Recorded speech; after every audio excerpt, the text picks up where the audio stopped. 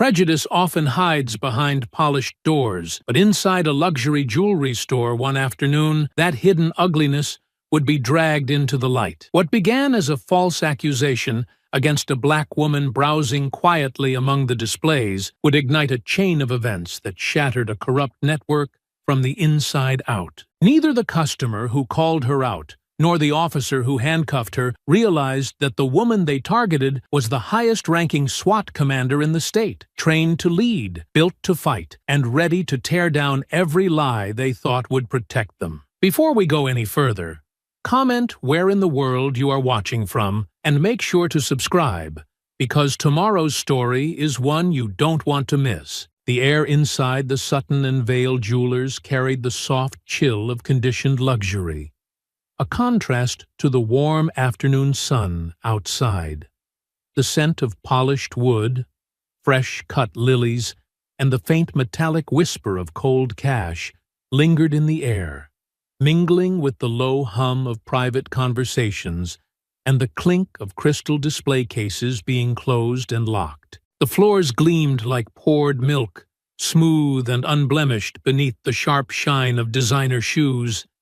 Each light overhead was carefully angled, scattering reflections across diamond necklaces, sapphire rings, and watches priced higher than most people's homes. The walls, covered in cream silk wallpaper, seemed to drink in every whisper, but echo the sound of heels tapping with soft authority. Commander Nia Lawson moved through the aisles without hurry, her presence calm, composed, almost too effortless for the space she occupied. She wore a crisp, tailored navy blouse tucked neatly into dark jeans, clean lines and understated elegance, a crossbody leather bag resting at her hip. Her short, natural curls framed a face that bore the quiet strength of someone accustomed to navigating rooms where she was seen but not truly welcomed. She paused at a case displaying a delicate tennis bracelet, white gold, a lattice of diamonds woven so finely it looked like silk. She admired it without touching the glass, her hands folded behind her back. Her expression remained neutral, unreadable to the clerks who eyed her with polite tension, their smiles just a little too tight, their glances flickering a beat too long to be courteous. Across the room, Marla DeWitt noticed her. Marla, swaddled in an ivory cashmere wrap and clutching a designer handbag, peered over the top of her sunglasses, her lips tightening. She was the kind of woman who believed her opinion was law, and that law had never been challenged. Her gaze swept Nia from head to toe, searching for the thread of difference, the justification to wrap her judgment around. She leaned closer to a nearby clerk, whispering, not so low that it couldn't be heard. "Keep an eye on that one," Marla murmured, her voice edged with false concern. "You know how these types can be." The clerk gave a nervous laugh, casting another glance toward Nia, as if Marla's words gave permission for suspicion to bloom. Nia felt it, of course.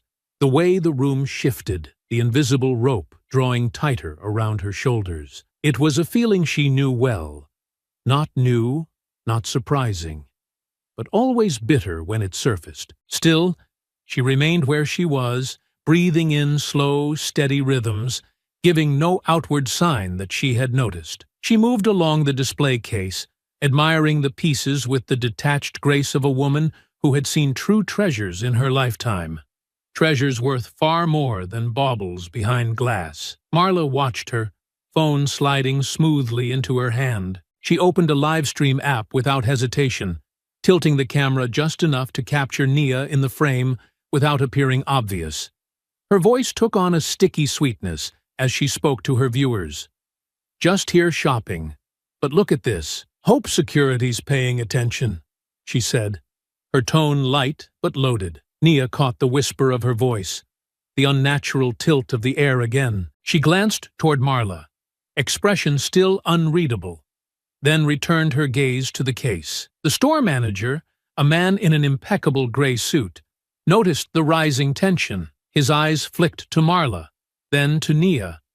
A decision formed behind his gaze, brittle and safe, not for what was right, but for what was easy. He stepped away quietly toward the entrance, his voice low into a headset. Moments later, the door opened, and Officer Trent Maddox walked in. He wore his uniform like armor, swagger rolling off his broad shoulders. His blonde hair was cropped close, his jaw set with the permanent grimace of a man who believed the world owed him deference. His hand rested near his belt as he scanned the store, eyes locking almost immediately onto Nia. The manager gestured subtly. Maddox nodded once, understanding without words. He approached with heavy, deliberate steps, the kind meant to be heard before they were seen. "Excuse me, ma'am," Maddox said, his voice loud enough to capture the attention of every customer in earshot. "I'm going to need you to come with me for a few questions." Heads turned. Conversations stilled. Even the delicate clinking of jewelry seemed to cease. Nia turned slowly to face him. She said nothing at first, letting the silence hang, forcing him to hear it. "On what grounds?" she asked, her voice calm, almost gentle. Maddox smirked, as if the very act of questioning him was insolence. "We have a report of suspicious behavior," he said.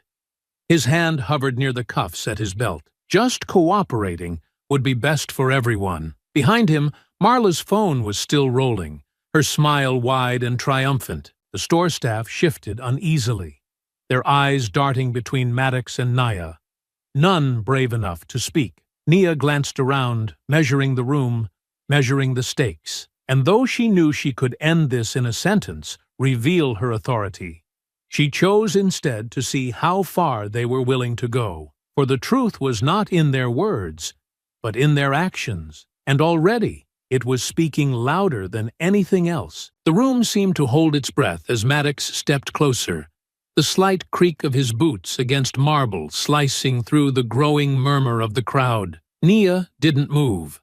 Her arms remained at her sides, palms open, fingers relaxed.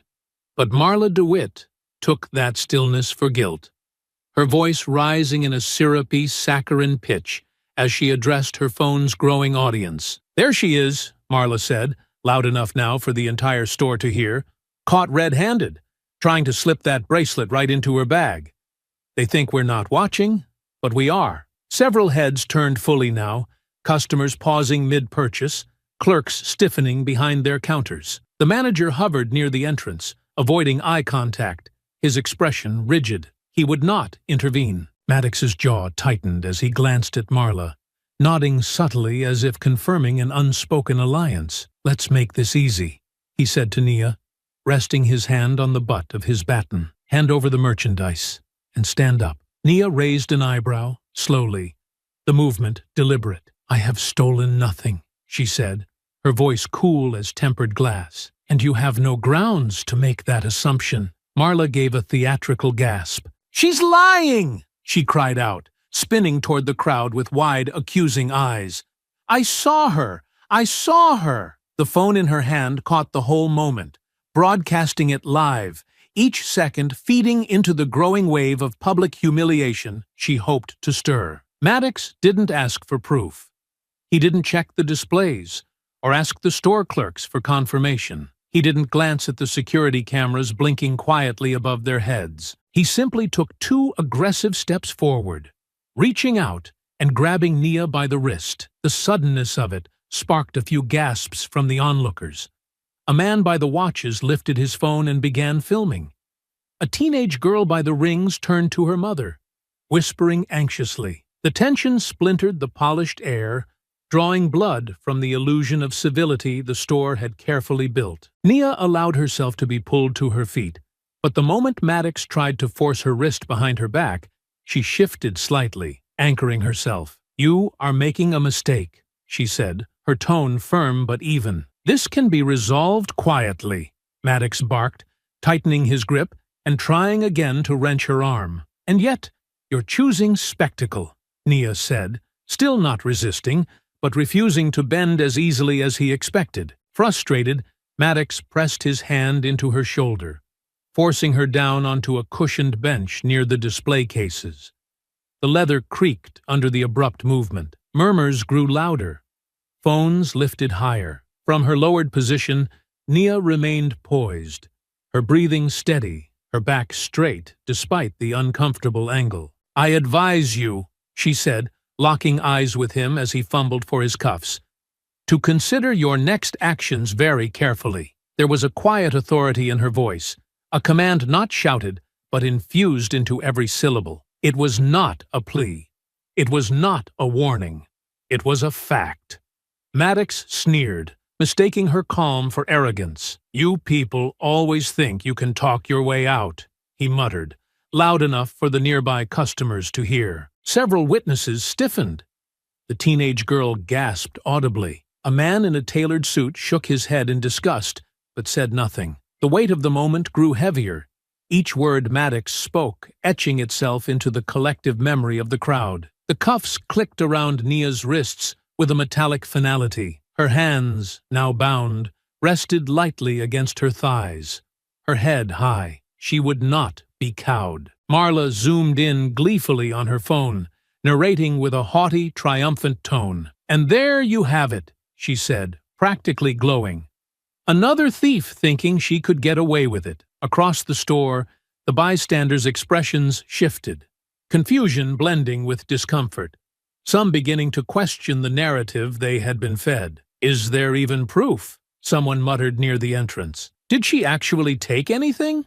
another voice whispered. Nia caught those words, and a small flicker of vindication stirred in her chest. The truth, inevitable and heavy, was beginning to seep into the cracks. Maddox, oblivious, hauled Nia to her feet with a roughness that bordered on violence. "You're coming with me," he said, dragging her a step toward the door. Nia let him move her, but she turned her head slightly, her voice slicing through the thickening silence around them. "You are arresting the wrong person," she said, steady as a steel beam.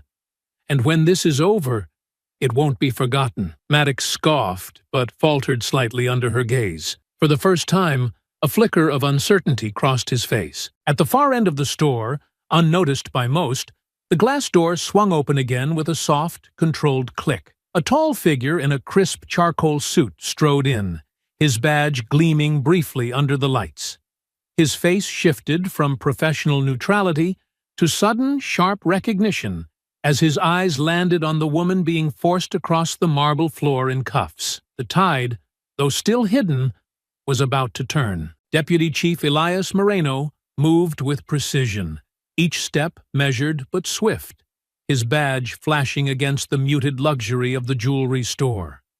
His sharp eyes swept across the scene. Nia Lawson, in handcuffs, being half-dragged by an officer who had no idea who he had just laid his hands on. For a fraction of a second, disbelief tightened Moreno's jaw. Then it vanished, replaced by cold, professional focus. He closed the distance quickly, his voice cutting through the tension before Maddox could shove Nia any farther. "Officer, release her! Now!" The command cracked through the air like a snapped whip.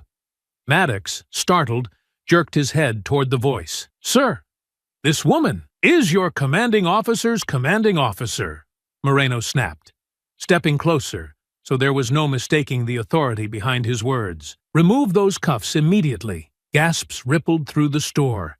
Heads whipped around. Marla's hand faltered on her phone. The camera shook briefly as her mind tried to catch up to the unfolding disaster she had helped ignite. Maddox hesitated, his hand twitching toward his belt, caught in the stuttering realization that something had gone horribly wrong. But she was suspected of... He started, flailing for control. Moreno didn't let him finish. "You put your hands on Commander Nia Lawson," he said, enunciating each word slowly, coldly, letting the weight of the title settle over every corner of the store. "The highest-ranking SWAT commander in this entire state. And you did it based on the word of a civilian. Without investigation, without evidence, without cause." A heavy, stunned silence fell over the crowd. Even the background music, a soft classical piece floating through the ceiling speakers, seemed to recede under the gravity of Moreno's voice. Maddox paled visibly, his hands fumbling at Nia's wrists.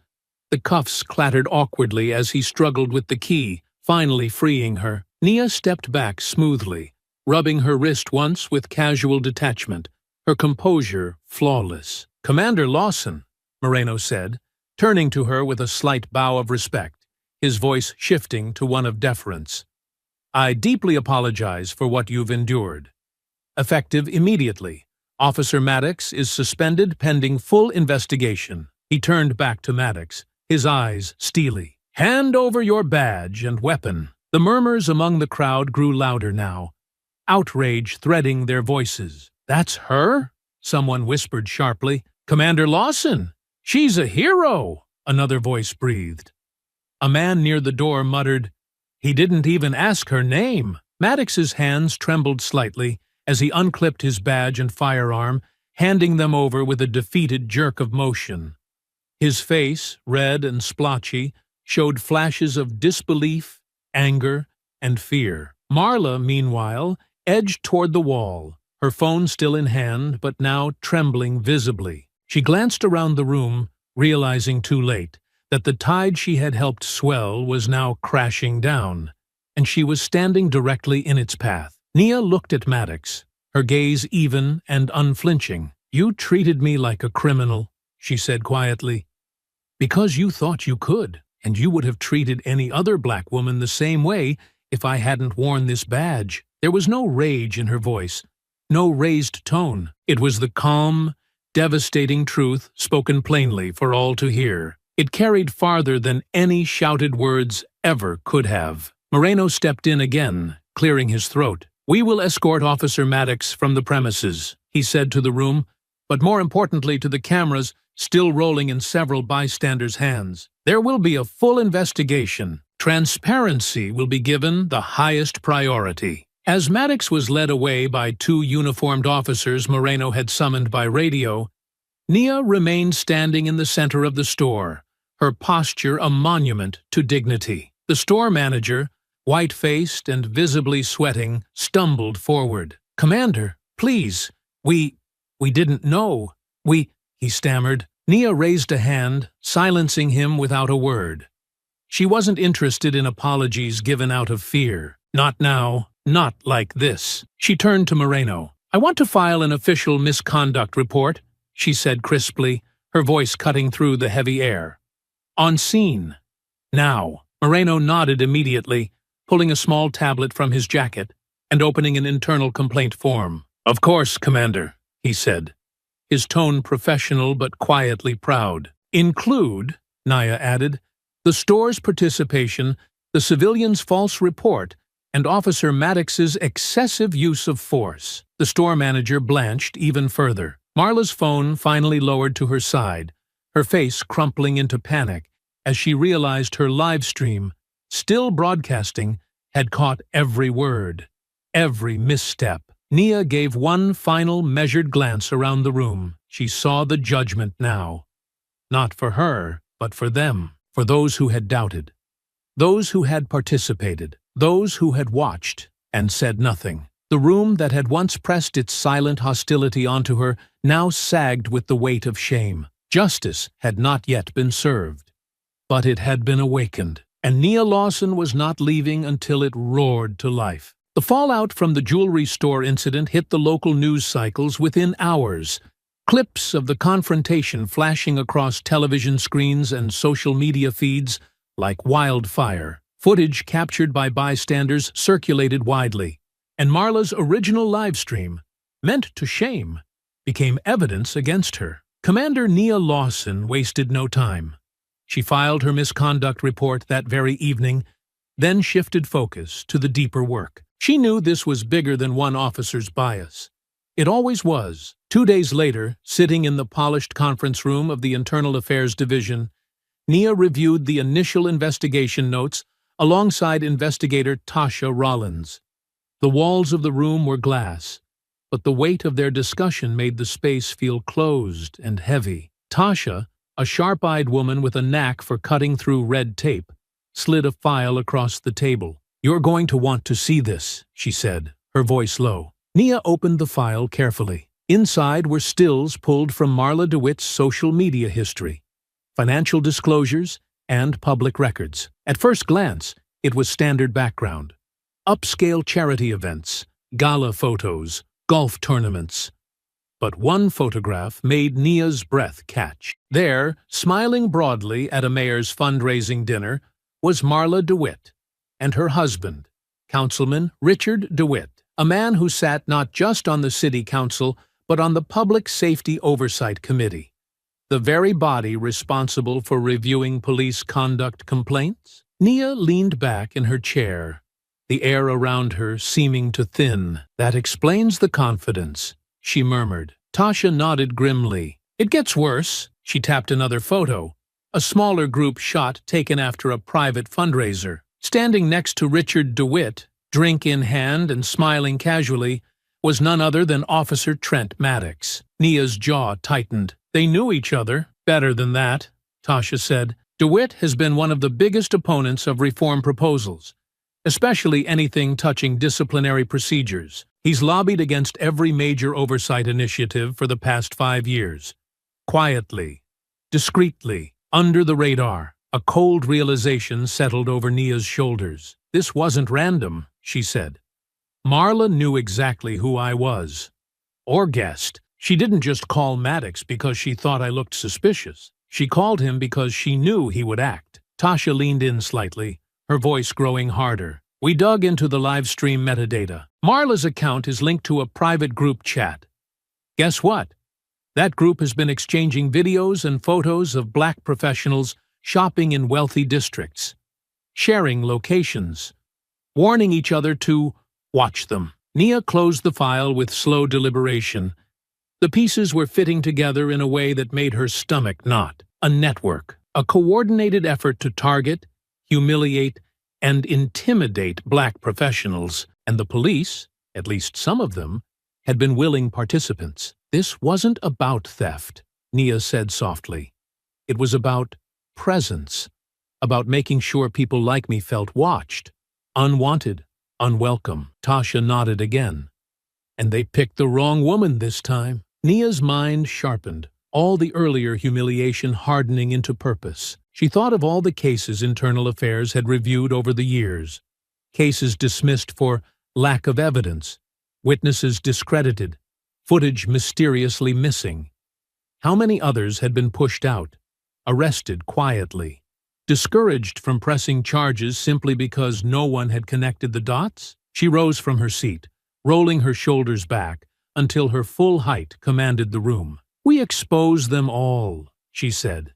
"Every officer, every official, every civilian who participated." Tasha's smile was grim but fierce.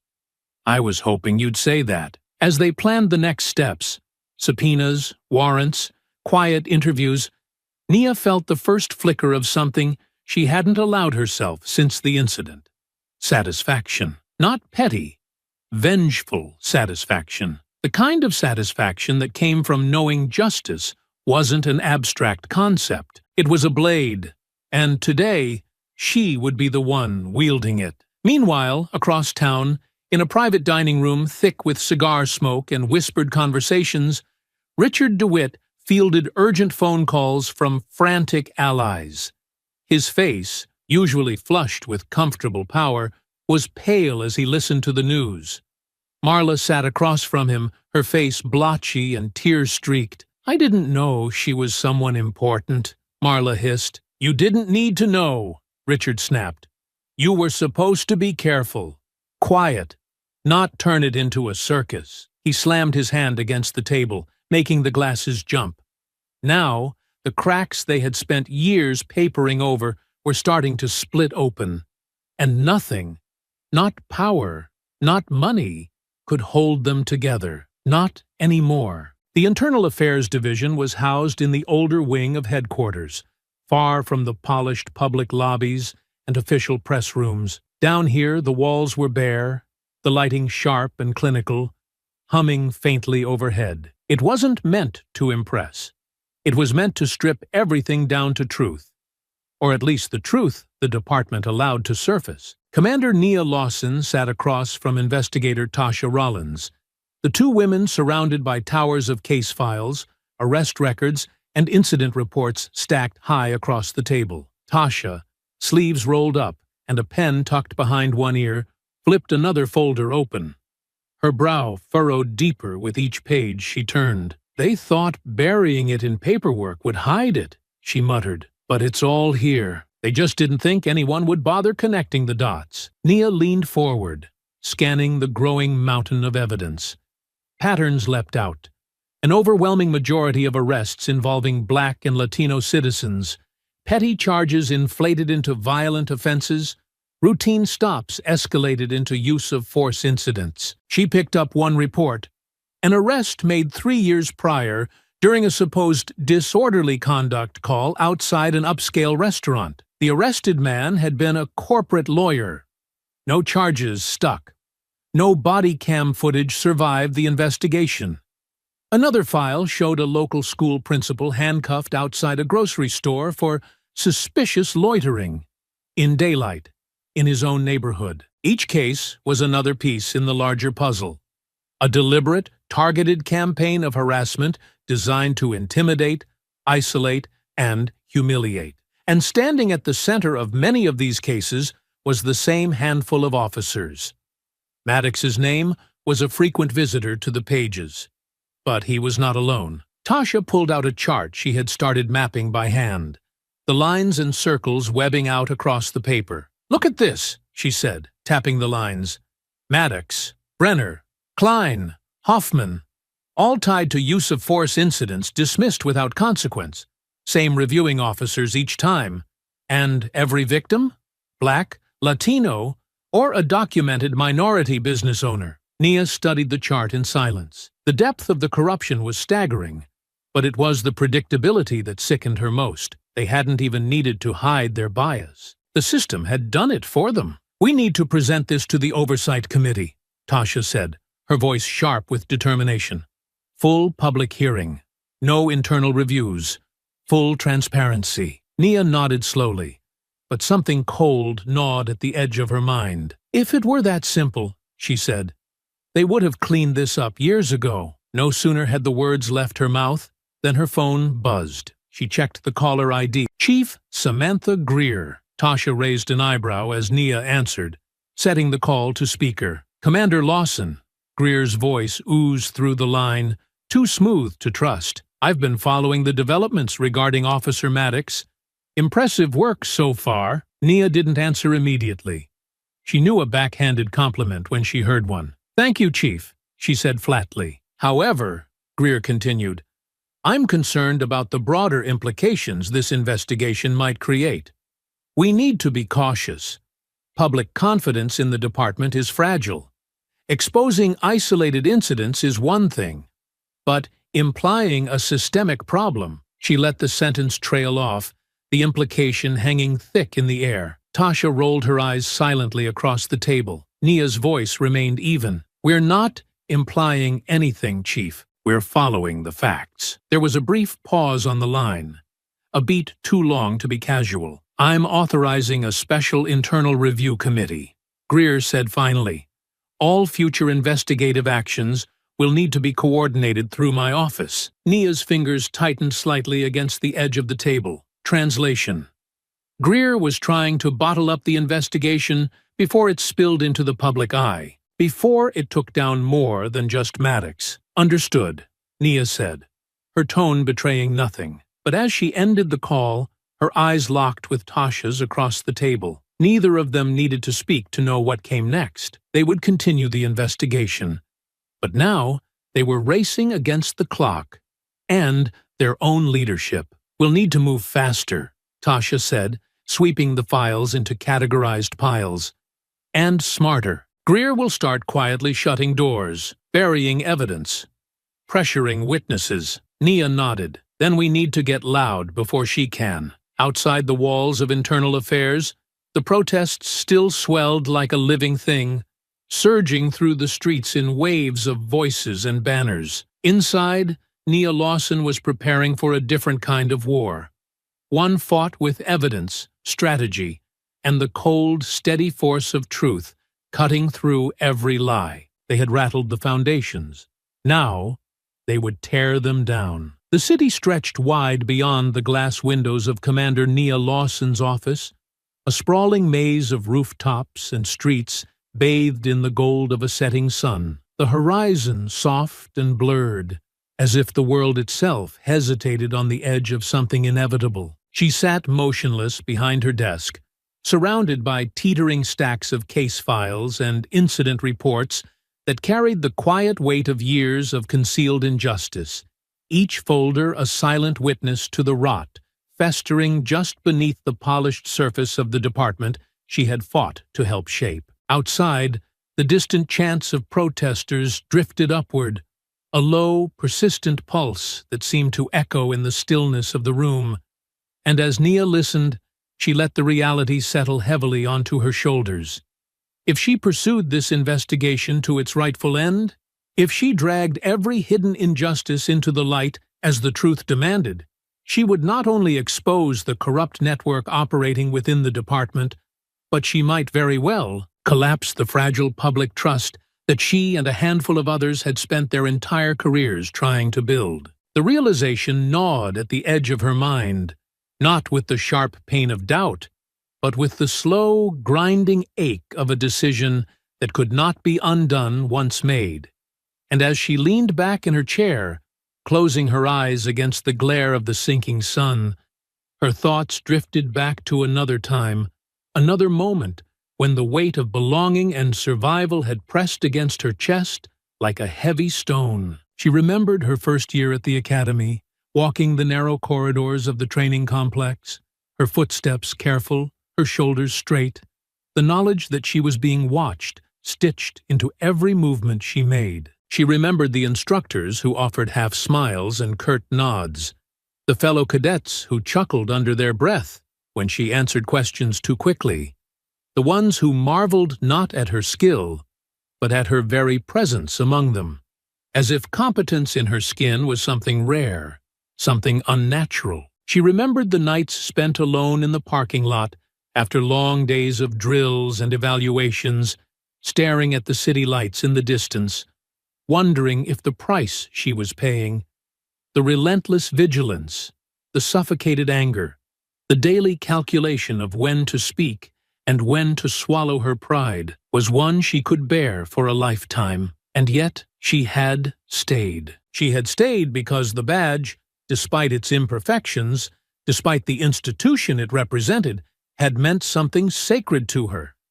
It had meant protection, service, the chance to be a shield for those who had been left unguarded too long. It had meant hope, not just for herself, but for every black recruit who had entered the academy halls with quiet determination burning in their chests, and for every child who needed to see that justice could wear their face too. Now, as the evidence piled before her and the scale of the corruption became undeniable, she realized the brutal truth. Preserving the illusion of trust would only serve the system that had betrayed its own people, and while tearing it down would invite backlash, scorn, and opportunistic attacks from those eager to twist the narrative. Doing nothing would be the greater betrayal, not just of herself, but of everyone who believed in the ideals she had once sworn to uphold. The decision, though agonizing, crystallized with a clarity that left no room for compromise. Rising from her chair with slow, deliberate movements, Nia crossed the office to the old wooden filing cabinet tucked in the corner, a relic from another era that had somehow survived modernization, and pulled open the top drawer. From within, she retrieved a framed photograph, its edges worn from years of handling, and stared down at the image of herself as a young woman, standing proudly beside her grandfather in front of the small Alabama church where he had marched for civil rights decades before. His hand rested on her shoulder in the picture, steady and sure, his eyes gleaming with the same defiance she felt now stirring anew inside her, and she could almost hear his voice again, rough but warm, the words he had spoken to her when she earned her badge for the first time. "The price of real change is heavy, baby girl. You either carry it with honor, or you leave it for somebody else to bleed under." Closing her eyes briefly, Nia breathed in deeply, the weight of memory anchoring her as she returned to her desk. Setting the frame beside her laptop, she opened the computer, her fingers moving swiftly, gathering reports, cross-referencing names, linking cases, building the framework for the public exposure that would come whether the department was ready or not. Every entry she made, every piece of evidence she assembled was another step away from the comfort of silence and toward the painful, necessary birth of something better. Outside, the chants grew louder, more determined, rising into the air like a heartbeat refusing to be silenced. Inside, Nia Lawson pressed forward, unwavering, each keystroke a promise. This time, the truth would not be hidden. This time, there would be no deals behind closed doors, no quiet retirements for guilty men, no erased mistakes filed under administrative error. This time, the walls would fall, no matter how high they had been built. And when they did, she would be ready to build something stronger from the ashes. The night pressed thick against the windows of Nia Lawson's home, the soft hum of crickets filling the humid air with a deceptively peaceful sound. After hours spent compiling evidence, filing preliminary reports, and preparing the investigative case, she welcomed the brief quiet, a chance to exhale without watching every corner of the room. Yet as she stepped onto her front porch, keys in hand, ready to retrieve a folder she had left in the car, her breath caught the moment her gaze swept across the driveway. The soft porch light barely reached the edge of the vehicle, but even in the muted glow, the damage was unmistakable. The front windshield had been shattered, long spiderweb cracks spreading outward like veins of black ice. Both side mirrors hung loosely from their sockets, the glass glittering like frost across the hood. The driver's side door bore the ugliest wound, a hateful slur carved deep into the paint, raw metal gleaming beneath torn layers of enamel. The words, a crude attempt at intimidation, their ugliness sharp against the quiet dignity of the evening. Nia stood still for a long moment, the keys slipping silently into her pocket. She did not curse. She did not weep. Her jaw tightened once, then released. She moved down the steps with the same steady precision she used to approach a breach point in a high-risk operation, her mind cataloging details even as a cold coil of warning wound itself tighter inside her chest. She retrieved her phone and began documenting the damage with meticulous care, snapping wide shots, then close-ups of the keyed message, then the shattered windows, ensuring she captured every detail. Each click of the shutter was deliberate, each step taken without hesitation. She knew exactly what this was meant to be, a message delivered not through confrontation, but through cowardice, a warning that someone or several someones felt the walls closing in and wanted her to think twice about what she was exposing. But fear was a tool she had long ago learned to deny its proper place in her mind. Once satisfied that she had every necessary angle preserved, she dialed Tasha Rollins, lifting the phone to her ear as she turned back toward the house, her shadow long and sharp in the porch light. Tasha answered on the first ring, her voice low but alert. "Commander, my car's been vandalized," Nia said evenly, stepping inside and locking the door behind her, the movement mechanical, practiced. Windows smashed, slurs carved into the side. There was a pause on the line, not of disbelief, but of cold understanding. "You okay?" Tasha asked, the question simple, stripped of unnecessary words. "I'm fine," Nia replied, glancing back through the front window, noting the empty street, the drawn curtains of neighboring houses. No movement, no witnesses, no direct threats yet. Just escalation. Tasha exhaled sharply, the sound heavy with meaning. "This is them," she said. "Silent shields, or whoever's left. They're spooked. They're trying to rattle you." Nia moved through the living room, flipping the locks on the back doors, checking the windows, every movement calm and methodical. She was not paranoid.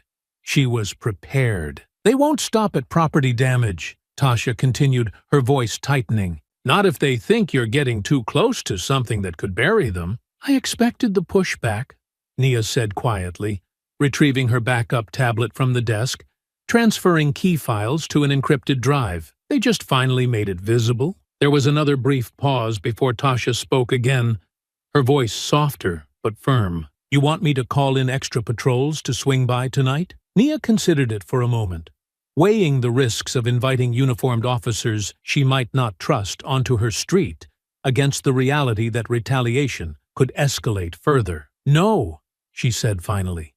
"Not yet. I'm not giving them the satisfaction of knowing they shook me. I'll stay alert, but I want to keep control of this." Tasha didn't argue. She knew Nia well enough to understand when her mind was set. "Then be careful," she said. "Double up your routines. No patterns. Assume you're being watched." "I already am," Nia replied, a faint trace of something close to grim amusement threading through her voice. "They're just too sloppy to do it properly." Tasha laughed softly, the sound dry, battle-worn. "I'll keep digging from my side." Maddox's encrypted email accounts turned up a lead today. Might be something big. Old correspondence between certain department heads. Looks like the same names keep popping up over and over. "Silent Shields," Nia said, the words sliding through her teeth like a blade unsheathed. "Yeah," Tasha confirmed. "And if what I'm seeing is right, it's bigger than we thought. It's not just patrol officers or street cops. This thing has tentacles everywhere. Commanders, supervisors, maybe even people sitting on city committees." Nia leaned against the wall, the coolness of the plaster grounding her, as the enormity of what they were up against stretched wider with each passing hour. "They're desperate," she said. "Which means they're going to make mistakes. We just have to be ready when they do." "And we will be," Tasha said, with a certainty that felt like a lifeline thrown across the growing darkness. "We didn't come this far to fold now." They ended the call shortly after, Tasha promising to send encrypted files to Nia's secure drive by morning. Standing alone in the dim light of her home, Nia listened once more to the quiet outside, her senses stretched taut. Not with fear, but with a sharpened readiness honed by years of surviving hostile environments. The warning etched into the side of her car was meant to frighten her into silence. Instead, it had only hardened her resolve, sharpening her focus to a razor's edge. If Silent Shields thought she would back down now, they had made a mistake far graver than any broken window or slashed tire. They had declared war against a woman who had spent her life learning how to endure, how to fight, and above all, how to win. The night unfolded like an endless stretch of black velvet, the city lights thinning the farther Commander Nia Lawson drove from downtown. She kept to main roads whenever possible, maintaining steady speed, her senses tuned sharply to the rhythm of traffic. It had been a long day of combing through the digital wreckage of Silent Shields, each new revelation a heavier blow than the last. But it was the unease prickling along the back of her neck now that kept her adrenaline from dipping into exhaustion. In her rearview mirror, the same pair of headlights glowed steadily, hovering at an exact, unnatural distance behind her, not close enough to tailgate, not far enough to be random. She had first noticed them near the freeway exit, a black, unmarked sedan pulling onto the road 2 cars behind her. At first, she told herself it might be nothing, paranoia heightened by the earlier vandalism, but after 3 turns, 2 lane changes, and a deliberate detour she had taken into a residential area, the car remained. Patterns mattered. Repetition mattered. Nia's fingers brushed against the small body cam clipped to the inside of her jacket, hidden just behind the lapel. She had activated it the moment she started her drive home. A precaution born not from fear, but from a seasoned instinct honed by years of surviving battles, both seen and unseen. She didn't break pace. She didn't accelerate or slow dramatically, refusing to offer any tells. Instead, she scanned the horizon and caught sight of a bright cluster of lights about a mile ahead. A gas station, still busy even at this hour, its lot filled with trucks and late-night travelers. Without hesitation, she signaled her turn and pulled into the station, easing her car alongside one of the pumps positioned closest to the storefront's well-lit windows. As she stepped out, keeping her movements smooth and unhurried. She didn't have to look far to confirm her suspicions. The black sedan rolled in behind her a few seconds later, parking 2 rows over with an affected casualness that only highlighted the predatory intent behind it. 2 men emerged, both in civilian clothes, but their posture, their clipped strides, and the wary, assessing way they scanned the lot gave them away instantly. Nia recognized the type. Off-duty officers who believed the badge granted them authority no matter where they stood, no matter how far they strayed from the rules. She kept her hands visible, resting lightly on the roof of her car, presenting no threat, offering no excuse for escalation. The men approached at an angle meant to box her in without seeming overt to the casual observer. One was broad and heavy-set, a permanent smirk tugging at the corner of his mouth. The other was wiry and sharp-eyed, his fingers drumming against the side of his jeans in a restless rhythm. They stopped a few feet from her, close enough that their voices wouldn't carry far, but far enough to claim plausible deniability. "Evening, Commander," the heavier one said, his voice oiled with mock respect. "Out a little late, aren't we?" Nia tilted her head slightly, her expression smooth, unimpressed. "Is there a reason you're following me?" she asked, her voice calm, clipped, every syllable designed to carry weight without needing to rise in volume. The wiry man chuckled under his breath,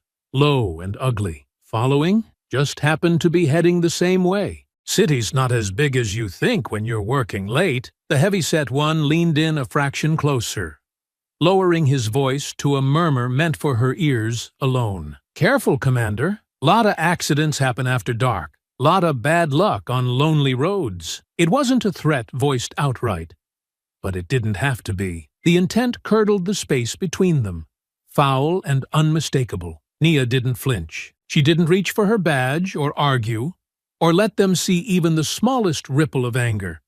Instead, she shifted her weight slightly, letting the hidden camera catch the full angle of their faces under the gas station's bright halogen lights. "If you're trying to intimidate me," she said, her tone neutral, almost clinical, "you're wasting both our time." The heavy one shrugged, feigning innocence, but a flicker of frustration crossed his face. "Just friendly advice," he said, tossing a wink at her like he was doing her a favor. Nia's lips curved into a smile so slight it barely lifted the corners of her mouth. "Advice noted," she replied, her voice sharp enough to split glass. Without waiting for them to push further, she turned, re-entered her car with a slow, deliberate movement, and locked the doors with a muted click that echoed louder than a gunshot in the sudden silence between them. As she pulled away, she caught a glimpse of the 2 men standing under the fluorescent lights, watching her leave with thinly veiled irritation. The encounter was over,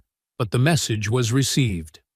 Both ways, back on the road, Nia felt no fear threading through her veins, only a colder, cleaner kind of certainty. They were scrambling now, trying to rattle her because they understood, too late, that she was beyond intimidation. What they had intended as a warning had only handed her more evidence. 2 officers, off-duty, engaging in coordinated harassment, recorded cleanly and neatly for the record. The clock was ticking down on silent shields, and this time they had made the mistake of thinking the night could hide them. The morning sun had barely edged over the horizon when Commander Nia Lawson pulled into the nearly empty parking lot of the Internal Affairs Division building, her tires crunching softly over the gravel-strewn asphalt. She preferred the early hours lately, before the building filled with bodies and eyes, before whispers could slip too easily between offices, before the tension that now hung over her every step grew thick enough to choke. Stepping inside, she nodded to the lone officer posted at the front desk, bypassing the usual security scans with her department-issued clearance. The halls stretched silent ahead of her, the overhead lights humming their low, constant tune. Her office, tucked neatly on the second floor, should have been untouched, a space that by regulation and policy was protected from tampering without her express permission or a formalized investigation warrant. But the moment she entered, she knew something was wrong. The air had a stillness to it that felt off, too calculated. Her chair was slightly askew, her desk drawer open by a mere crack. Papers subtly shifted out of their carefully ordered stacks.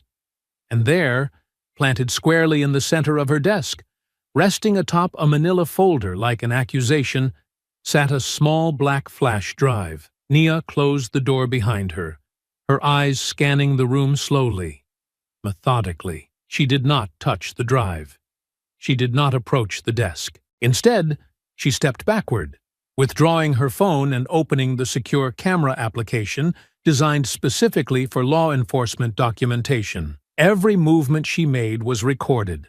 Slow, deliberate, ensuring there would be no gaps, no room for later manipulation. Before she could call Tasha Rollins, a sharp knock rapped against the glass. Marcus Elroy, the civilian security supervisor for the building, hovered outside her office, his posture tense, his expression carefully schooled into neutrality. He carried a clipboard under one arm, a heavy set of keys at his belt jangling softly as he shifted his weight. Nia opened the door without inviting him in. "Commander Lawson," Elroy said, clearing his throat awkwardly. "I need to speak with you regarding a matter of departmental concern." Nia said nothing, letting the silence hang until he faltered slightly, eyes darting briefly to the flash drive sitting so conspicuously visible behind her. "A suspicious item was reportedly discovered in your office during routine overnight maintenance," he continued, his tone stilted,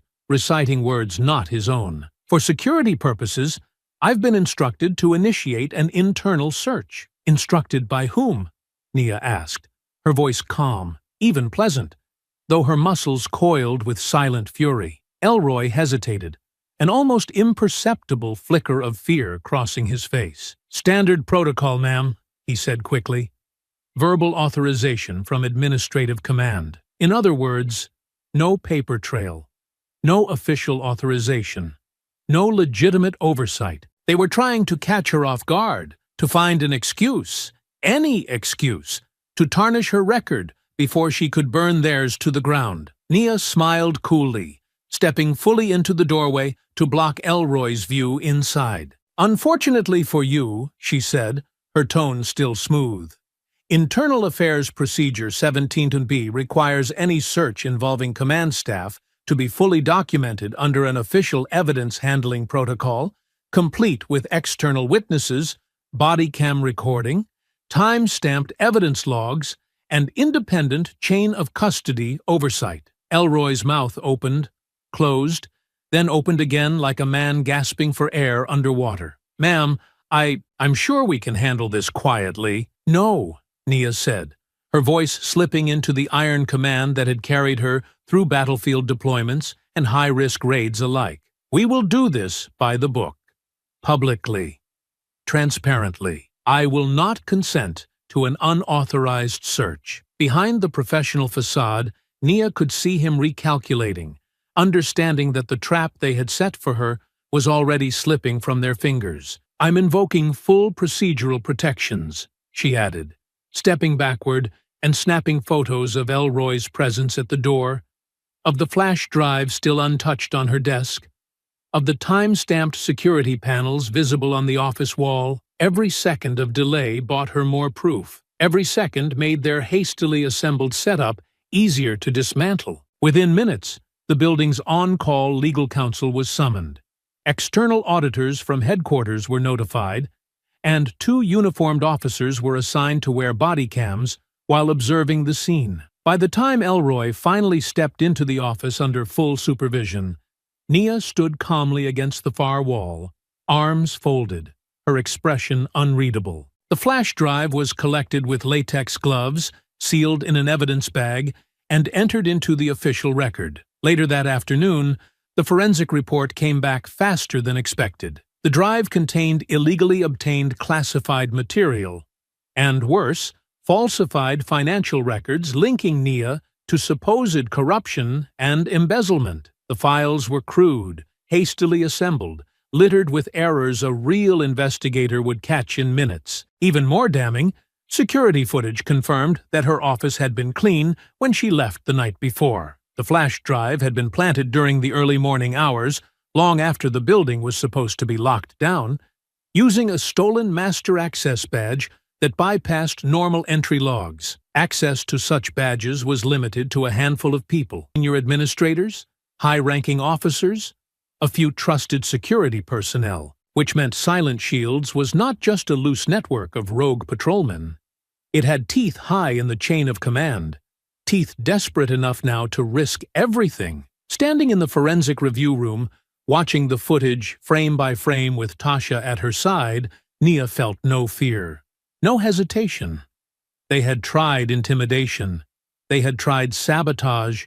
Now they had tried outright character assassination. Each attempt only confirmed how deeply they feared what she was uncovering. And if they thought these tactics would drive her into silence, they had miscalculated catastrophically. All they had done was hand her more ammunition and expose their desperation for the whole world to see. The following morning, sunlight slanted low across the polished floors of internal affairs, but inside the secure conference room where Commander Nia Lawson and investigator Tasha Rollins worked, the world felt darker, heavier, more charged with quiet urgency than ever before. A dozen evidence folders were spread across the wide oak table, along with a heavy-duty laptop connected to an encrypted forensics server, humming softly in the corner. Tasha's fingers moved rapidly across the keyboard, her brow furrowed, the glow of the screen highlighting the tight set of her mouth. She was tracing the latest lead, a recovered email archive that had emerged after the planted flash drive debacle, another careless thread left behind by enemies desperate enough to make mistakes. The silence stretched between them as Tasha cracked the final layer of encryption, a soft beep announcing her success. She leaned back slightly, rubbing her temples once, then gestured for Nia to come closer. "I found it," she said, her voice low, almost reverent with the gravity of it. Or at least, the heart of it. Nia pulled a chair beside her, eyes narrowing as she scanned the open files. At first glance, the emails looked innocuous. Department memos, disciplinary review notes, shift scheduling. But buried deep within the attached files, hidden beneath layers of misleading labels and fabricated timestamps, the real contents unfurled. A network, a formalized system, designed not to catch misconduct, but to erase it. Code-named Silent Shields, the project had been constructed with chilling precision. An internal task force posing as a reform initiative while actually filtering complaints, purging body cam footage, pressuring witnesses, and doctoring evidence whenever necessary to protect valued personnel deemed too important, too connected, or too publicly critical to lose. Tasha scrolled through lists of officers quietly protected under the program. Maddox's name appeared repeatedly. Each use of force incident, each accusation of racial profiling, each complaint tied to excessive force bundled neatly into resolved statuses without explanation. But it was the next revelation that turned Nia's stomach cold.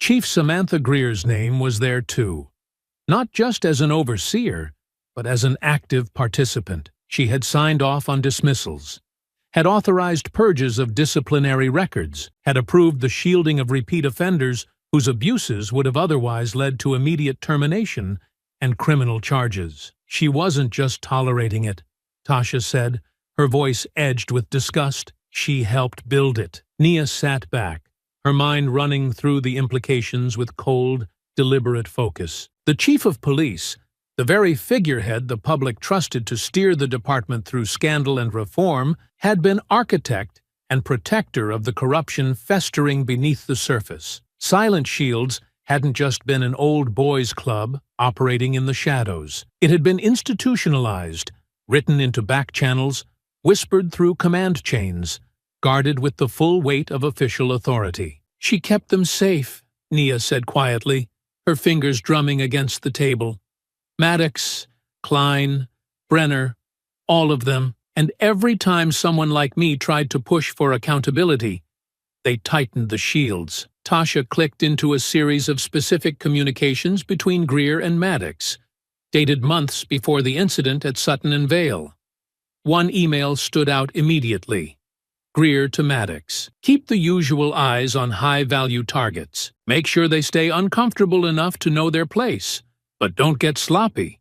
We can't afford another IA audit. Nia read it 3 times, each pass peeling away another layer of professional detachment until a simmering anger began to harden inside her ribs. They hadn't just been protecting their own. They had been actively orchestrating campaigns of intimidation against citizens, especially black professionals, deemed out of place in wealthy spaces or positions of authority. This was not negligence. This was policy.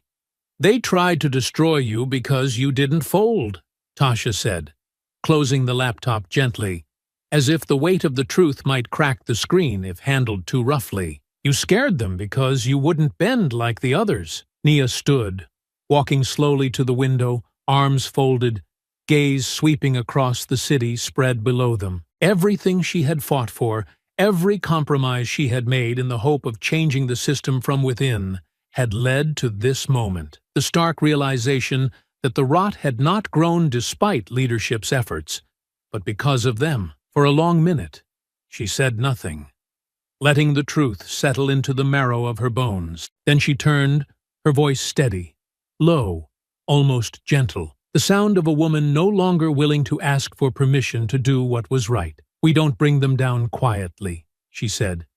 We bring them down in the daylight, where everyone can see what they built and what it cost. Tasha nodded, understanding immediately. This is enough to take her to the Oversight Committee, she said. And if we leak portions of it strategically to the press first, they won't be able to contain it, Nia finished, a faint grim smile touching her lips. Silent shields will die under the same spotlight they spent years trying to avoid. They set to work immediately, drafting summary reports, compiling timelines, cross-referencing names, and building a dossier so airtight that even the most desperate counterattacks would falter against its sheer density of fact. They knew Greer would not go down quietly. They knew Maddox's remaining allies would fight, would scramble, would try to tear them apart if they could.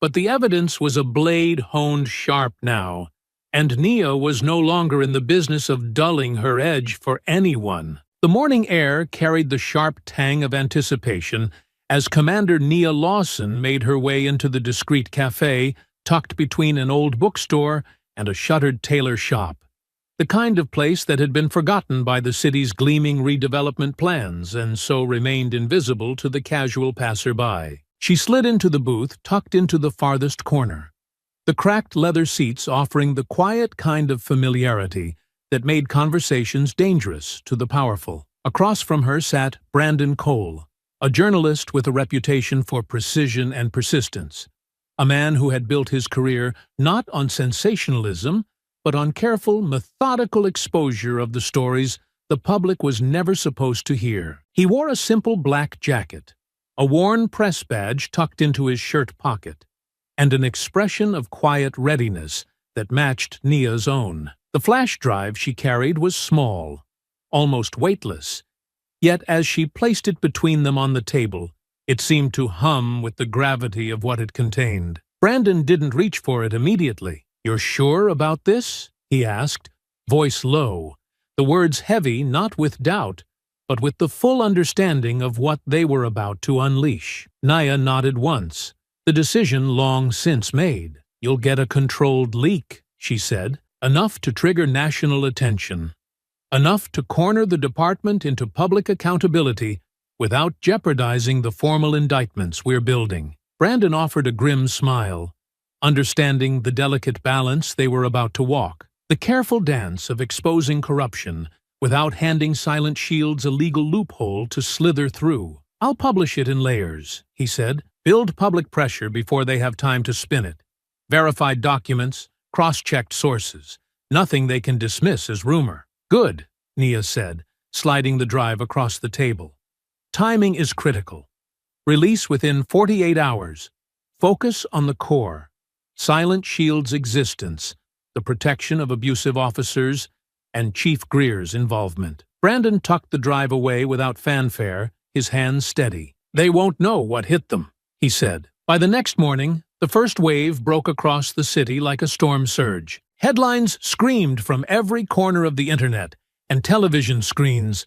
"Secret police network protected abusive officers, internal records reveal." Commander Lawson's investigation uncovers deep corruption in city police department. Chief of police implicated in Silent Shield scandal. The public response was immediate and ferocious. Protests, already steady outside Sutton and Vale Jewelers and the courthouse, swelled in size, blocking streets, flooding city squares with banners and chants that echoed through the concrete canyons. Social media exploded with fury and disbelief, hashtags demanding resignations and criminal charges climbing into trending lists within hours. Inside the department, panic spread faster than any press release could contain. Silent Shield's members, long accustomed to operating with impunity, began to realize the ground beneath them was collapsing. Officers who had once stood smug and silent now scrambled for cover, some resigning abruptly under the thin excuse of personal reasons, others quietly emptying their desks late at night, hoping to disappear before the subpoenas reached their front doors. Memos leaked almost immediately, showing desperate attempts by mid-level commanders to distance themselves from the network, issuing denials, retroactively amending personnel records, shredding non-essential files in locked offices long after official work hours had ended. It didn't matter. The investigation had already mapped their involvement with chilling precision. Each desperate move only confirmed their guilt. And Chief Samantha Greer, the architect of Silent Shields, found herself increasingly isolated within the fortress she had spent years constructing. The mayor, once a vocal supporter, issued a carefully worded statement expressing grave concern and promising a full and independent review. City council members who had accepted her private endorsements began issuing statements calling for accountability and transparency. Even the police union, sensing the shifting winds, offered no defense beyond a vague promise to cooperate with ongoing investigations. Inside internal affairs, Nia and Tasha worked around the clock, coordinating with federal agents and external auditors who had been quietly summoned under emergency authorization. Every name, every falsified report, every erased disciplinary action was compiled into a master file, a living monument to the lies that had been woven into the fabric of the department for far too long. Late one evening, as Nia leaned over a table scattered with files and diagrams, Tasha entered the room, a small smirk playing at the edge of her mouth. "You're going to want to see this," she said, tossing a thin folder onto the table. Nia flipped it open. Inside were records of internal communications, panicked emails between Silent Shield's members discussing their next moves, desperate offers to trade information for immunity, clumsy attempts to blame lower-ranking officers for decisions made at the highest levels. "They're turning on each other," Tasha said. "Greer's inner circle is fracturing faster than we predicted." Nia allowed herself a rare, brief smile. It wasn't the end yet, not even close, but it was the first clear crack in the armor they had been chipping at for so long. "They know it's over," Nia said, straightening the folder neatly atop the growing pile of evidence. "Now, it's just a matter of who falls first and how hard." Across the city, lights burned late in government offices, legal firms, and private homes where men and women once shielded by Silent Shields now faced a future defined not by power, but by fear. For years they had operated in darkness, believing themselves invisible, invincible. Now, with the truth dragging them out into the daylight, they had nowhere left to hide. The courthouse steps gleamed under the late afternoon sun, a stage set for reckoning as reporters jostled for position, microphones thrust forward like bayonets, their voices rising in a chaotic chorus of questions no one dared to answer yet. Inside the grand stone building, where justice was often whispered in back rooms rather than declared from pulpits, something different was unfolding Something raw, something visible, something undeniable. Commander Nia Lawson stood just inside the hallway, arms folded across her chest, the steady hum of her breathing the only sound anchoring her, amid the swelling tide of noise beyond the heavy oak doors. Beside her, Tasha Rollins adjusted the folder clutched in her hands, thick with affidavits, documented abuses, and the long-buried truths they had dragged into the light. Down the hall, Trent Maddox sat stiffly at a defense table. His usual swagger evaporated, leaving only a man who understood too late that the system he believed would protect him had finally broken its silence. His uniform, once pressed and gleaming with undeserved authority, now hung awkwardly off his frame, the badges stripped away, the weight of public hatred bearing down with every breath he took. The district attorney's voice rang sharp and clear as the charges were read aloud, each one a brutal incision into the myth of Maddox's invincibility, excessive use of force, falsification of arrest reports, tampering with evidence, conspiracy to obstruct justice, each accusation built upon the last, the list stretching on with clinical precision, every name of every victim enunciated carefully, no longer lost to the indifferent bureaucracy that had once shielded him. When the final charge was read, a hush fell across the courtroom so complete that Nia could hear the soft rustle of pages turning in the gallery. Maddox kept his head low, refusing to meet her eyes, his hands clenched into pale fists atop the table, a silent admission of a man who knew the battle was no longer his to fight. Across town, the fallout continued to spread. Marla DeWitt's name had surfaced alongside Maddox's in the first wave of investigative reports released to the public, and while her crimes had not been violent, the civil lawsuits filed against her carried their own kind of devastation. Video footage from the jewelry store, once smugly filmed by Marla herself, played on endless loops across news stations and social media. The sharp, unmistakable voice of privilege and malice laid bare for millions to witness. Defamation, intentional infliction of emotional distress, civil conspiracy to commit racial discrimination. The lawsuits came swiftly, each one another blow to the DeWitt family's carefully curated image. Within days, Marla found herself banned from Sutton and Vale and other high-end establishments that once welcomed her with open arms. Her social circles shrank with almost comical speed, as acquaintances and friends fled to distance themselves from the sinking ship. The city's mayor, under intense public scrutiny, issued a formal apology to Nia and announced sweeping new mandates for police accountability, civilian review boards, and transparency reforms, trying to stem the rising anger that threatened to upend the next election cycle. Nia, for her part, accepted none of the platitudes. She needed no polished words from men and women who had once looked the other way. Her victory was not symbolic. It was tangible, rooted in the concrete reality of consequences finally falling where they belonged. As she exited the courthouse later that day, the crowd outside parted almost instinctively. A sea of faces filled with something she rarely saw pointed toward her.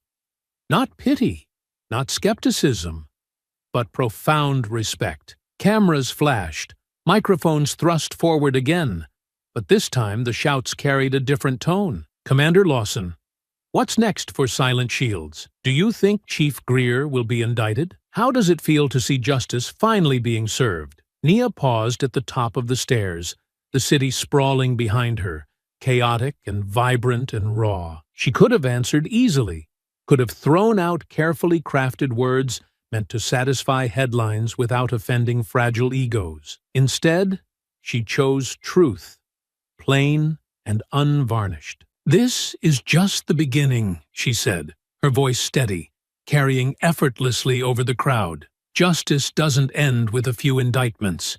It ends when the systems that protected them are dismantled and rebuilt the right way. We are not finished." She turned without waiting for further questions, moving with the same deliberate grace that had carried her through battles far more dangerous than microphones and flashing cameras. Tasha fell into step beside her, a small smile tugging at the corner of her mouth. "You just made the evening news again," she said lightly. "Good," Naya replied, allowing the smallest hint of a smile to touch her lips.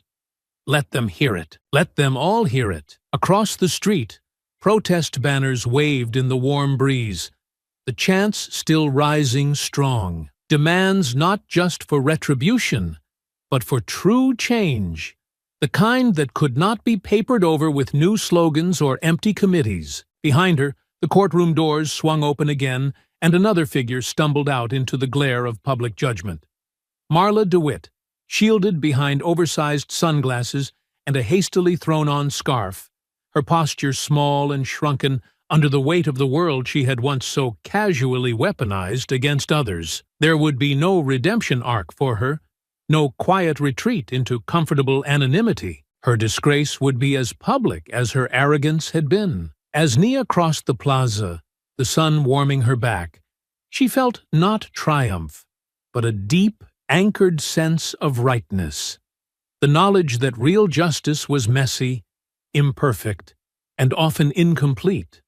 But when fought for with enough courage, it carved its own indelible mark on the world. And, for the first time in a long time, she let herself believe, not in the system as it had been, but in what it could still become. The office of the Chief of Police sat at the top of headquarters like a throne room carved from glass and steel, a monument to authority built on the illusion of transparency. From the floor-to-ceiling windows, the city sprawled in every direction, a glittering expanse of streets and lights.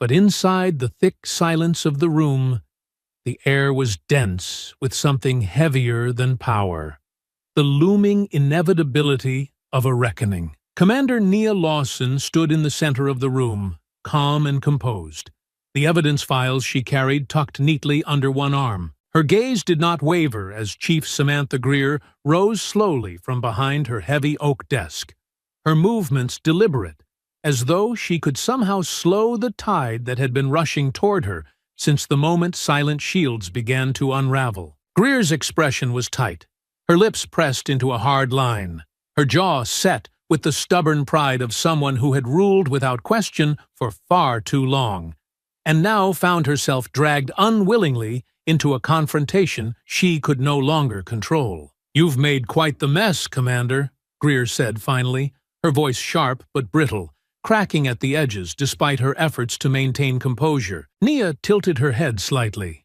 the ghost of a smile flickering across her lips, not of amusement, but of understanding. "I didn't make the mess," she said softly. "I just refused to keep sweeping it under the rug." Greer's eyes narrowed, a flash of something darker crossing her face. Anger, resentment, fear. She crossed her arms over her chest, the badge on her breast gleaming under the office lights, a symbol she had long since corrupted into little more than a shield for her own ambition.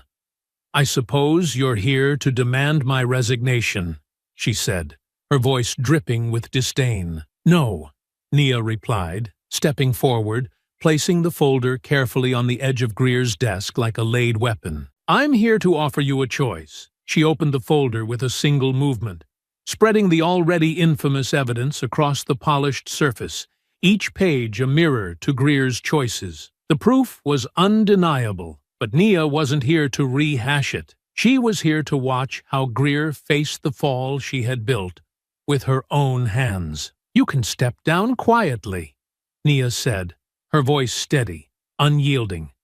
"Effective immediately. No fanfare, no last-minute press conferences, a carefully worded retirement statement citing personal reasons. You walk away while you still have the illusion of dignity." Greer's hands twitched slightly at her sides, a betraying crack in her otherwise rigid mask. "And if I refuse?" she asked, though the answer already weighed heavy between them. "Then the full case goes public," Nia said without hesitation. "Every file, every recording, every statement. We will make sure the world sees exactly how far you were willing to go to protect abusers, to destroy good officers who stood in your way, to target civilians who didn't fit your definition of acceptable. She let the words hang there, filling the space between them with their full, devastating promise. Greer's fists clenched and unclenched, her breath coming in tight, shallow bursts as she struggled against the reality she could no longer rewrite. "You think you've won?" she spat, venom lacing every syllable. "You think tearing this department apart makes you a hero?" Nia leaned in slightly, her voice dropping to a near whisper, cutting sharper than any shout. "I didn't tear the department apart. You did. The moment you decided that protecting your power was more important than protecting the people we swore to serve." For a moment, the silence in the room felt like a living thing, stretching taut between them. Then Greer laughed, a harsh, brittle sound that held no real amusement. "You think they'll let you rebuild anything?" she sneered. "You think they'll thank you for showing them how broken it all was? They'll turn on you, Lawson. They always do.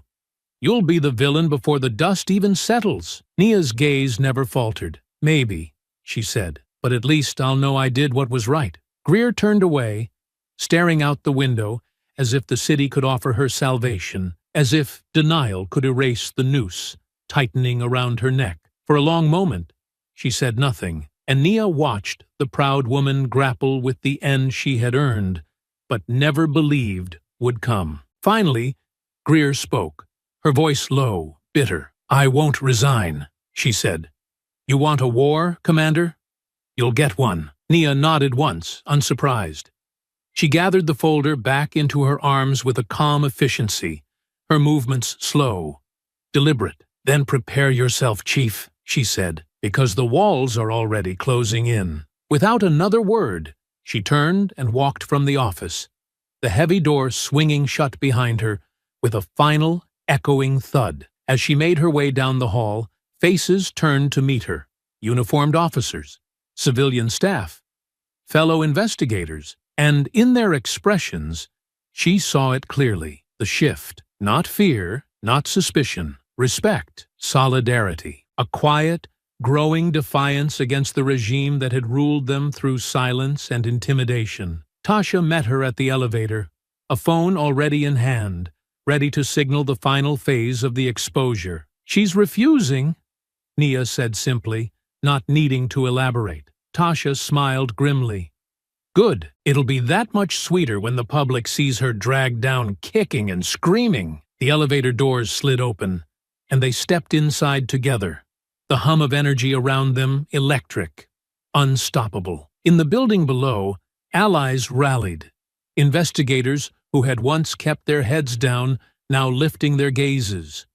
Officers long intimidated into silence, now finding their voices again. The tides had turned, and no shield, silent or otherwise, would save the guilty now. The courtroom was packed, the heavy wooden pews creaking under the weight of officers, reporters, and civilians drawn to the grand jury hearing that had become the center of the city's attention. Tension vibrated in the air, sharp and electric, as everyone waited for the moment when Trent Maddox, the man once shielded by power and silence, would finally face the reckoning he had so long evaded. Commander Nia Lawson sat near the front, her posture composed, her face unreadable as she watched the proceedings unfold. Across the aisle, Maddox sat with his defense team, their suits crisp, their faces grim, the weight of mounting evidence pressing down heavier than any uniform he had ever worn. The district attorney moved methodically, laying out the charges. A pattern of abuse stretching back nearly a decade, falsified reports, tampered evidence, coerced witnesses, all linked with a chain of documented proof so thorough that even the most skeptical juror would have found little room for doubt. Outside the courthouse, protesters held banners high in the brisk morning air, their chants threading faintly through the thick stone walls, a reminder that the world was watching, that justice was no longer a whispered ideal, but a roaring demand. But as the hearing stretched into its second hour, a shift occurred. The defense team, led by a smirking, sharp-suited lawyer whose confidence seemed misplaced, given the mountain of evidence against them, called an unexpected witness, a uniformed officer, one of Greer's old loyalists, one whose name had appeared more than once on Silent Shield's internal communications. There was a ripple of unease through the gallery. Nia's jaw tightened as she recognized the move for what it was, a desperate ploy. Greer, refusing to go down quietly, was trying one last time to salvage herself and her network by dragging Nia into the mud. The officer took the stand, swearing in with barely concealed nervousness, and began to spin a narrative, a fabrication claiming that Nia had been aware of Silent Shields all along, that she had benefited from the system, that she was simply using the scandal to consolidate power for herself. Murmurs rippled through the courtroom. Cameras clicked frantically from the press section. Nia remained perfectly still, her expression unreadable, though her mind worked fast and cold, remembering every precaution she and Tasha had taken, every document catalogued, every communication backed up on independent servers beyond the reach of Greer's loyalists. The district attorney rose with slow, deliberate movements when the officer finished his carefully rehearsed lies. "Commander Lawson," the prosecutor said, turning toward her with a slight nod, "may we present the independent evidence review you submitted to the committee 2 weeks prior to the exposure of Silent Shields?" Nia stood smoothly, passing forward the sealed evidence packet, notarized, time-stamped, unassailable. The bailiff accepted it, delivering it to the judge, who reviewed the contents silently before passing it to the jury foreman. Inside were the original reports Nia had filed, the complaint documents submitted through official and unofficial channels, the ignored warnings, the formal protests she had made long before the scandal had ever seen daylight. And there, laid bare in black and white, was the proof. Not only had Nia not benefited from Silent Shields, she had actively tried to expose misconduct, facing resistance and retaliation every step of the way. The defense attorney paled visibly as the evidence was read aloud, the narrative Greer had so desperately constructed collapsing under the sheer weight of verifiable fact. The officer on the stand shifted uncomfortably, sweat beading at his temple as he realized the trap he had walked into, the perjury he had just committed, the criminal liability he had foolishly accepted in an effort to protect a sinking ship. The prosecutor pounced without mercy, dismantling the false testimony piece by piece, until even the faintest suggestion of Nia's involvement in corruption was shredded beyond recovery. By the time the officer was dismissed, his credibility in tatters, his future uncertain, the courtroom atmosphere had shifted dramatically. Now all eyes turned to Maddox again, to the undeniable evidence of his abuses, to the crumbling facade of power that could no longer shield him from the truth. When the foreman of the jury stood, the air seemed to freeze. Maddox was indicted on all major counts: falsifying official reports, using excessive force causing bodily harm, conspiring to obstruct justice, and tampering with evidence. The list continued, each word a hammer blow against the empire Maddox and his protectors had built, each declaration stripping away another layer of the illusion that had allowed so much suffering to go unanswered for so long. When the final indictment was read, the tension in the courtroom shattered into a roar of reaction. Gasps, cries, a scattering of applause quickly silenced by the judge's gavel. But the sound was enough. Outside, the news hit within minutes, flashing across screens and phone alerts, setting the crowd to cheers that shook the very steps of the courthouse. Nia rose from her seat slowly, the folder clutched lightly in her hand, feeling not triumph, but something deeper, the satisfaction of knowing that for once the machine of justice had turned in the right direction, even if only because she and others had forced it to. Tasha caught up with her at the back of the courtroom, her grin wide despite the exhaustion lining her face. "That was beautiful," she said, bumping Nia's shoulder lightly. "You crushed them." Nia allowed herself a small, tired smile. "No," she said. "The truth did." We just refused to let them bury it. And as she stepped into the sunlight outside, the chants rising like a tide around her, she understood that what they had built here would not be easy to erase. Not this time. Not ever again. The days that followed unfolded like the slow unfurling of a long-awaited storm. The dark clouds of secrecy finally split open by the relentless, searing light of exposure. Across every news channel, every headline, every public forum, the story of Silent Shields unraveled in front of the world, with a brutal clarity no spin or distraction could deflect. Internal Affairs released its full report to the public, a thick, meticulously documented accounting of years of misconduct, suppression, and systemic corruption. Names were listed plainly, without euphemism or protection, each tied to specific abuses, each a piece of the machinery that had quietly crushed justice under the weight of self-preservation. The network that had operated behind closed doors was dismantled methodically, every thread of influence pulled into the open. Officers who had once moved through the ranks with impunity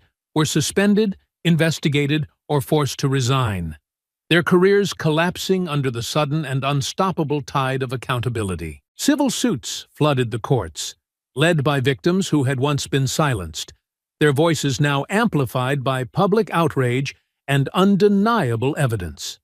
Department officials scrambled to answer for failures long ignored, while citizen watchdog groups gained unprecedented access to records that had previously been shielded from scrutiny. Trent Maddox faced his sentencing with none of the defiance he had once wielded so easily. Found guilty not only for the attack at Sutton and Vale, but for a long history of abuses, his fate was sealed by the sheer weight of testimony, video footage, and falsified reports unearthed during the investigation. Stripped of his badge, his pension, and his freedom, he was escorted out of the courtroom under heavy guard, his final expression one of hollow defeat. In another corner of the city, Marla DeWitt endured her own downfall. Civil judgments piled against her name, draining her once vast resources. No longer welcome in the country clubs and charity circles that had once celebrated her, she lived under a cloud of lawsuits and public disdain. Her carefully polished image shattered beyond repair, Marla faced a future marked not by privilege, but by the heavy burden of disgrace and financial ruin. As the fallout continued, the former chief of police, Samantha Greer, became the most prominent symbol of the broken system. Her termination was swift and final, delivered during a televised press conference where the mayor outlined the extent of her complicity in the conspiracy. Greer's attempts to deny her role crumbled under the mountain of evidence laid before the public. Her past political allies, once eager to align themselves with her reputation, withdrew their endorsements without ceremony. The interviews that had once heralded her as a visionary leader vanished, replaced by editorials condemning her failures. The shield of power she had built over decades did not withstand the weight of truth, leaving her reputation hollowed out and exposed to the very public she had manipulated for so long. Meanwhile, reforms swept through the department with a speed and ferocity rarely seen in the city's long and troubled history. New mandates made body cameras mandatory and tamper-proof. An independent civilian review board, composed of activists, legal experts, and retired judges, was granted full oversight authority over internal investigations. Policies protecting whistleblowers were strengthened, ensuring that future misconduct could not be hidden so easily behind closed doors. Through it all, Commander Nia Lawson remained a steady presence, not seeking accolades or political gain, but working tirelessly to ensure that real, lasting change rooted itself deep into the foundations of law enforcement. She met with community leaders, testified before oversight panels, and helped draft new protocols that emphasized transparency and accountability at every level. It was not a swift or simple healing. The city bore scars from the revelations, wounds not easily stitched together by press conferences or reform bills. But the difference was palpable. There was an acknowledgement now of what had been allowed to fester in the dark, and with acknowledgement came the first real steps toward repair. Late one evening, standing outside the newly established Civilian Accountability Center, Nia watched the city breathe under the wide, clear sky. Tasha joined her, holding 2 steaming cups of coffee, and they leaned against the railing in companionable silence. "Think it'll stick this time?" Tasha asked after a long moment, her voice carrying both hope and the battle-weariness of someone who had seen too many promises fade before. Nia took a slow sip of her coffee, eyes scanning the skyline where protest banners still fluttered in the breeze, and murals honoring truth-tellers had begun to replace old walls of silence. "It will," she said simply, "because too many people are watching now, because too many of us fought to make sure they can't pretend not to see anymore." In the distance, the city lights shimmered like scattered embers, not dying, but glowing steadily, ready to ignite something new. And as the night deepened, Nia knew that even though the battle had been brutal, even though the cost had been high, it was a fight worth every scar left behind. Justice, real justice, was not a single moment or a single victory. It was a lifetime of standing, of speaking, of refusing to be silent, no matter the cost. And she would carry that torch forward, no matter how long it took, no matter how heavy it sometimes felt. Because now, at last, the silence was broken. The soft murmur of conversation drifted through the elegantly lit interior of Sutton and Vale Jewelers, the polished marble floors and gleaming glass cases pristine once again. Yet the air tonight carried a different kind of weight, one built not from opulence, but from remembrance. A private ceremony had been organized, unpublicized except among a small, carefully chosen group of attendees. Community leaders, activists, law enforcement officials, and the senior management of the store, who now understood that apology alone was never enough. Action had to follow. In the center of the main hall, beneath a canopy of soft golden lights, stood the unveiled plaque, newly installed along the western wall. Crafted in bronze, understated yet impossible to miss, it bore simple but powerful words. In acknowledgement of past injustice, and in commitment to a future of equality and dignity for all. Let what happened here never be repeated. Commander Nia Lawson stood among the gathered crowd, her hands resting loosely in front of her, her expression composed, reflective. She wore no uniform tonight, no badge polished to gleam under the lights. There was no need. Her presence alone spoke more powerfully than any title ever could. Executives from the store gave brief, humble speeches, acknowledging their failures and committing resources toward racial equity initiatives in the city. Promises were made, but this time Nia could feel the difference. There was weight behind the words, real pressure from a community that had learned not to let accountability end at apologies. When offered the chance to speak, Nia declined with a gentle shake of her head, preferring to let the moment stand on its own, without fanfare or personal glory. She remained quietly at the edge of the ceremony, watching as others approached the plaque, reading it carefully, some pausing longer than others, their faces thoughtful, some remorseful, some quietly grateful. There was no grand applause, no flashing cameras, no orchestrated celebration, and Nia preferred it that way. Real change was rarely born in explosions of noise.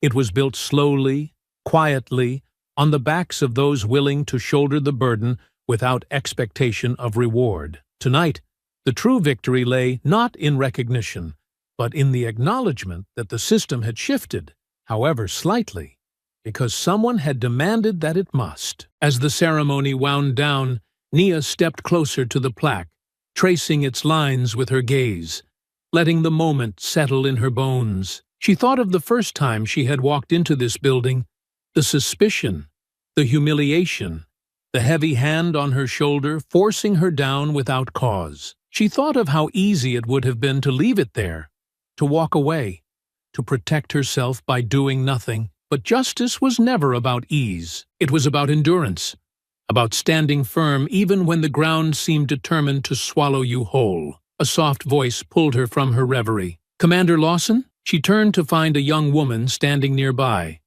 dressed in a neatly pressed academy uniform, the dark blue still slightly stiff from newness. She was no older than 22, her posture straight, her eyes clear, a mix of reverence and determination shining through her nervous smile. "I just wanted to say thank you," the young woman said quickly, her hands gripping the folder at her side like a lifeline. "Because of you, because of everything you did, I believe I can make a difference too." Nia smiled, genuine and warm, the kind of smile that came not from pride, but from recognition, the passing of something fragile and vital from one set of hands to another. "You will," Nia said simply, "and when it gets hard, and it will, remember why you started." The young woman nodded fiercely, her chin lifting with quiet courage before she turned and disappeared into the departing crowd, the future already pulling her forward. As the room emptied,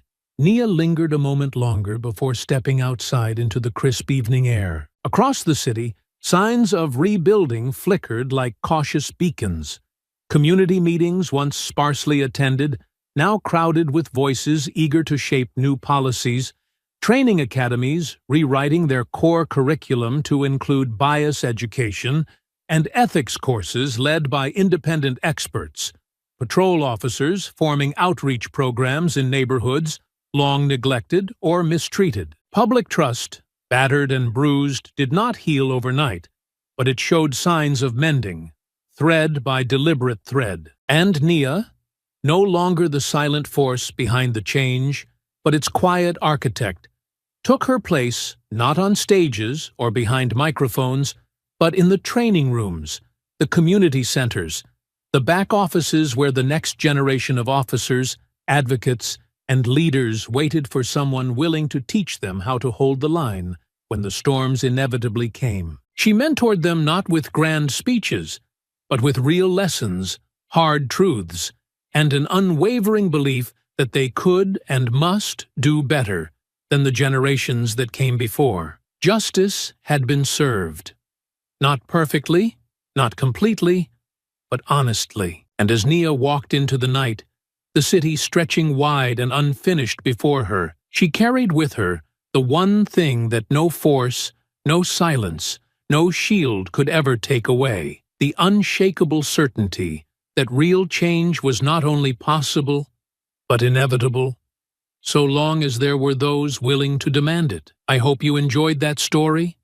Please share it with your friends and subscribe so that you do not miss out on the next one. In the meantime, I have handpicked 2 stories for you that I think you will enjoy. Have a great day.